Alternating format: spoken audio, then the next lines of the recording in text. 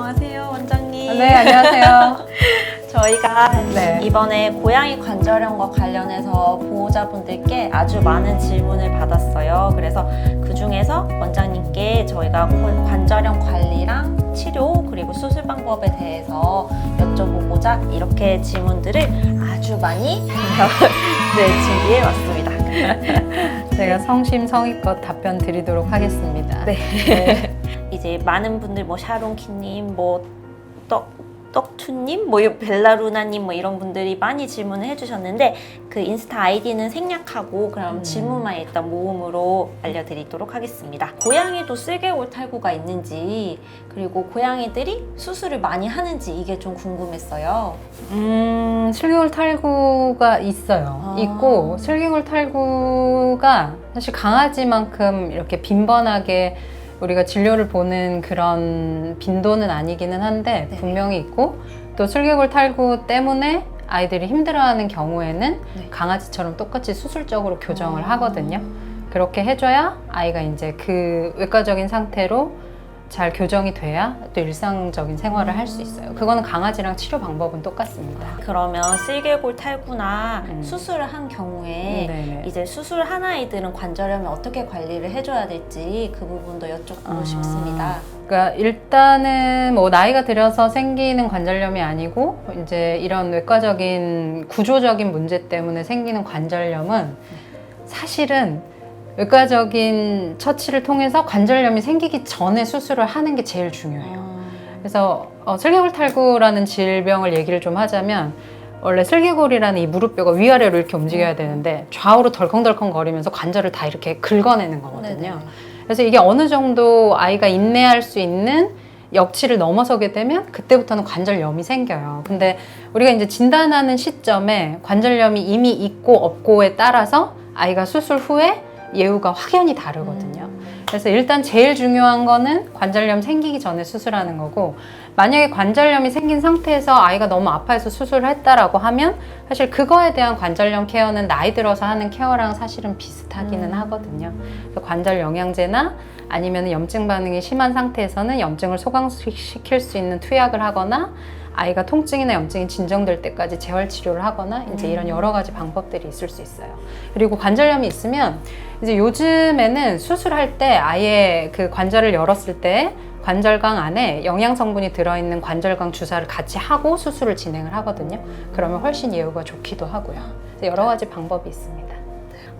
다음 질문은 저희 본본 71편님이 해주신 질문인데 혹시 나이가 아직 2살밖에 안 된 고양이도 나이가 어려도 관절염이 올 수 있는지 이걸 질문해 주셨어요.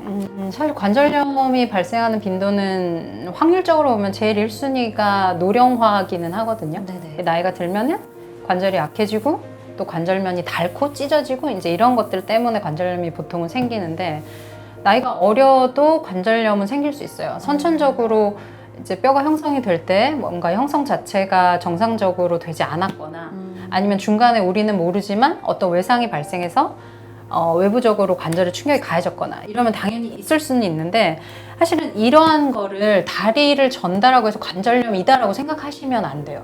오히려 이제 나이가 어리니까 관절에 영향을 줄 수 있는 다른 질병이 있을 수 있고 고양이들 같은 경우에는 대표적으로 여러 가지 바이러스 질환이 관절에 무리를 가게 할 수 있거든요. 그래서 이런 경우에는 지금 이 아이 관절 상태가 정확히 관절염이라고 말할 수 있는 상태인 건지 정확히 진단을 받으셔야 돼요. 그래야 아이한테 맞는 케어를 하실 수 있어요. 나이가 어린 경우에는 고양이들이 이제 다른 질병이랑 혼동이 되기 쉽다고 하셨잖아요. 네. 그래서 그런 관절염과 혼동되기 쉬운 질병에 무엇이 있는지 그것도 여쭙고 싶습니다. 우리가 보통 이제 보호자님들이 아이들이 다리를 불편해하는 증상을 가지고 관절염으로 많이 생각을 하시잖아요. 네. 근데 이제 고양이들 같은 경우에는 그걸 먼저 생각해야 되는데 다리를 절지 않고 약간 모호한 증상일 때에도 관절염일 수 있어요. 근데 이제 이런 모호한 증상을 유발할 수 있는 게 사실은 너무 여러 가지이기 때문에 관절염과 혼동할 수 있는 거는 사실은 굉장히 많거든요. 예를 들면은 다리를 불편해하는 경우를 생각하자면 다리에 힘이 없거나 다리를 끌거나 할 때에는 심장병이 있는 아이들도 그럴 수 있고요. 그러니까 다리 쪽으로 가는 혈관에 이제 혈전 같은 게 문제가 돼서 다리를 잘 못 쓰거나 통증을 느끼거나 할 수 있고 네. 그리고 아이들 같은 경우에 이제 어릴수록 바이러스 질환 때문에 문제가 되는 경우가 많이 있는데 이제 이런 경우에도 사실은 다리를 불편해할 수 있고요. 그리고 고양이도 디스크가 있어? 이렇게 말씀하시는 보호자님들이 꽤 많지만 병원에 있다 보면 디스크 질환 때문에 다리를 불편해하는 애들을 굉장히 많이 보거든요. 그래서 이제 이런 경우에도 관절염과 혼돈이 될 수 있죠. 그리고 이건 이제 다리를 불편해하는 전형적인 경우에 어떤 질병과 혼돈이 되느냐 이제 이걸 얘기하는 거고 다리를 불편해하지 않고 그냥 잠이 많아진다거나 움직임이 적어진다거나 이런 것도 관절염 증상이거든요. 네네. 근데 사실은 이제 움직임이 적어질 수 있는 거는 몸이 아프면 다 움직임이 적어지거든요. 네네. 그러니까 사실 아이가 다리가 불편하든 그렇지 않든 병원에 오셔서 정확한 진단을 좀 받아보실 필요가 있어요. 그래야 진단 이후에 내가 얘를 어떻게 관리할 것인가, 어떻게 편하게 해줄 건가 이거를 결정할 수 있는 거죠. 좀 다리가 짧은 먼치킨 같은 아이가 이제 뒷다리를 쭉 뻗고 엎드려서 누워 있는 경우가 있는데 이런 경우에는 이게 다리가 아파서 이런 건지 아니면 원래 그냥 이게 편한 건지 좀 보호자분들이 느끼기에는 궁금할 때가 있다고 하세요. 여러 가지를 고려하기는 해야 되는데 네네. 그 관절이 움직이는 범위가 오히려 아플 때는 많이 좁아지거든요. 관절을 이렇게 크게 움직이는 것 자체가 되게 불편해요. 네네. 그래서 오히려 이제 얘가 어릴 때부터 계속 이런 뒷다리를 쭉 뻗는 자세를 많이 취했다고 하면 네네. 사실은 아파서 그런 거는 아닐 걸로 생각이 돼요. 가동 범위가 넓다라는 거는 나쁜 사인보다는 좋은 사인일 가능성이 높거든요. 그래서 이 자세는 그렇게 나빠 보이지는 않는데요. 네. 그리고 혹시 관절에 도움이 되는 마사지가 있을까요? 아하. 관절에 도움이 되는 마사지. 네네. 관절이 아픈 상태에서는 사실은 관절이 도움이 되는 마사지라기보다는 네네. 통증을 줄여줄 수 있는 치료가 시급하고요. 그리고 관절이 아프면 그 관절을 보완할 수 있게 주변 근육이 튼튼해야 돼요. 그래서 관절에 무리가 가지 않는 범위 내에서 계속 근육을 키워줄 수 있는 그런 뭔가 보행은 이제 보호자님들이 우리 애가 많이 뛰어요, 많이 걸어요, 운동 많이 하는데요 이렇게 말씀하시는데 왜 그런 일상적으로 쓰는 근육하고 이거는 좀 다르거든요. 그래서 재활에 대한 개념으로 접근을 하셔야 되는데 관절에 이런 부족하거나 아픈 부분을 보완할 수 있게 주변에 이런 잔 근육들, 기능을 하는 근육들을 키워줄 수 있는 그런 운동들을 시켜 주셔야 돼요. 근데 이제 고양이는 그렇게 쉽지는 않아요. 우리 애가 갑자기 잠을 많이 자고 네. 잘 안 움직이고 이런 증상들이 나타났는데 어떤 검사를 하면 병원에서 관절염이 있는지 확인이 가능할까요? 잠을 많이 자고 움직임이 적어지고 이건 이제 관절염을 의심할 수 있는 증상인 거는 맞아요. 네네. 확실히 맞는데 관절염은 말 그대로 관절에 염증이 있는 상태가 확인이 돼야 관절염이거든요. 네네네. 그리고 나이가 많은 아이들이 움직이지 않는 거는 사실은 너무 많은 거를 시사하고 있어요. 네네. 어디가 불편해도 움직이지 않아요, 애들이. 네네. 그래서 일단은 이게 관절염이 맞냐 아니면 다른 데가 아픈 거냐 이제 전신 상태를 한번 평가를 하기는 해야 되고 그리고 관절염만 생각을 하자면 엑스레이를 통해서 관절 상태나 뼈의 상태를 보는 게 확진이기는 한데 보통은 관절의 움직임, 가동 범위가 자유롭느냐 적정한 가동 범위를 가지고 있느냐 혹시 관절이 딱딱해져 있거나 부어 있지 않느냐 이제 이런 여러 가지를 평가를 해야 되거든요. 그래서 처음에 관절염은 진단을 딱 받으면 없어지지 않아요. 거기서부터는 그냥 계속 진행되거든요. 그래서 첫 진단은 이제 병원에서 전문 수의사를 통해서 관절 상태를 정확히 평가하고 엑스레이를 통해서 확진하고 이제 이렇게 진단을 하셔야 되죠. 나이가 좀 많은 17살의 고양이를 키우고 계신 분이 질문을 해주셨어요. 근데 이제 이 아이가 나이도 많고 체중도 좀 어느 정도 나가는데 이런 경우에도 이제 관절 건강을 위해서 계속 다이어트 사료나 운동을 병행해서 체중을 줄여줄 필요가 있는지 그런 질문을 해주셨어요. 비만은 사실 과학적으로는 비만 때문에 관절염이 생긴다라는 근거는 없어요. 네네. 없는데 이 아이가 만약에 지금 이제 관절염을 진단받았다 안 받았다 그런 얘기는 안 해주셔가지고 그게 좀 네네. 모호하긴 한데 네네. 관절염을 진단을 받으신 거면 체중 관리를 하시기는 해야 돼요. 그래도 아직까지는 좀 먹는 걸 좋아하는 편이라면 다이어트 사료를 기존에 먹던 거랑 좀 이렇게 같이 섞어서 적응을 시켜서 먹이시는 것도 괜찮을 것 같아요. 근데 이제 17살 정도 됐으면 굉장한 어르신이잖아요. 근데 이거를 무리해서 단지 하나의 목표, 나는 살을 뺄 거야, 나는 관절의 부담을 줄여줄 거야, 사실 이것만 생각할 수 없거든요. 그래서 이 아이의 삶의 질을 고려했을 때 이 아이가 너무 다이어트 사료를 안 먹어, 이렇게 가다가는 오히려 다른 건강을 해치겠어. 그러면 사실은 무리하게까지는 하지 않으시는 게 좋아요. 아무래도 나이가 있을수록 네. 걱정이 많아지니까 맞아요. 이번에 대답해 주셔서 정말 많이 도움이 될 것 같습니다. 알겠습니다. 네. 그리고 아까 그 고양이 같은 경우는 어렸을 때부터 다리를 쭉 뻗고 있는 그런 네. 모양이었는데 지금은 걷는 걸 보면 뒷다리가 안 구부러지고 약간 뒤뚱뒤뚱 걷는 걸 발견을 하셨대요. 그럼 이게 네. 관절이 좀 안 좋아진 상태라고 생각을 할 수 있을까요?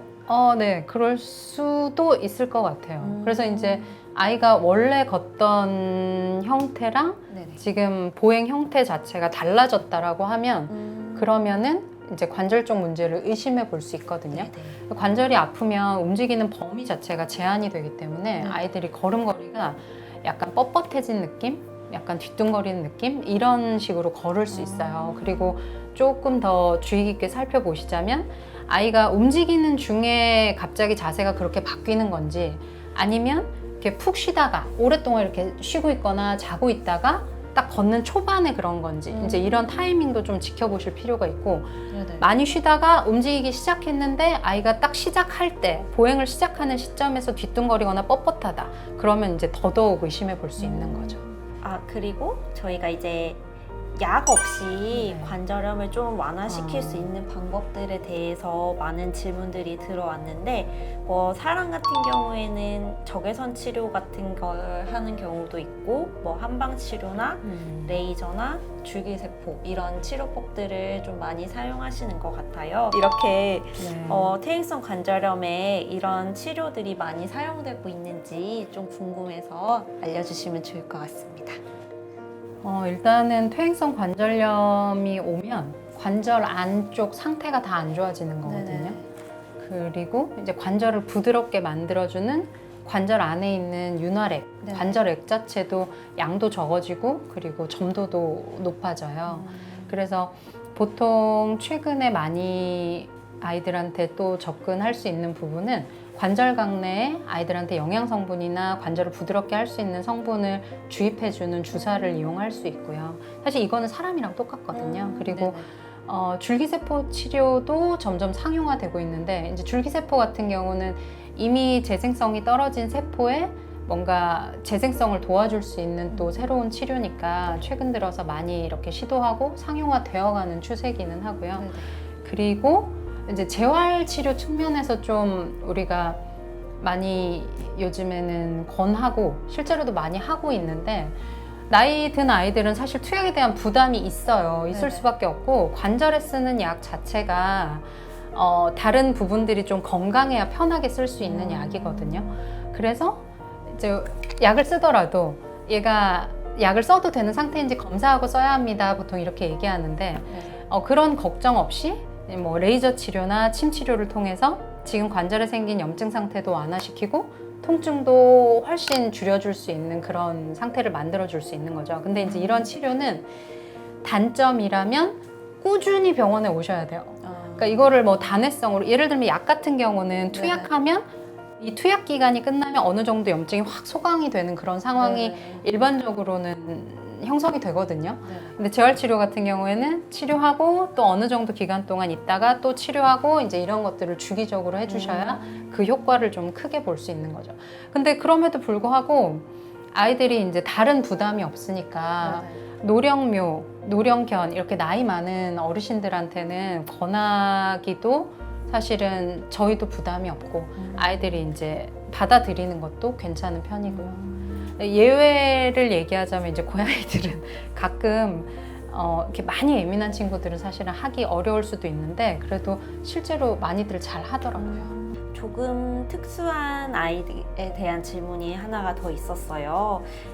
2개월령에 오른쪽 앞발 절단 수술을 한 세발 고양이라고 해요. 아직은 1살이라서 잘 뛰어다니고 잘 놀고 있는데 아무래도 한 다리가 없다 보니까 다른 다리에 더 큰 무리가 가지 않을지 이거에 대해서 굉장히 이제 고민이 많으신 것 같아요. 그래서 이 아이에게 어떻게 또 관리를 해주고 치료를 해주면 좋을지 좀 의견을 부탁드리겠습니다.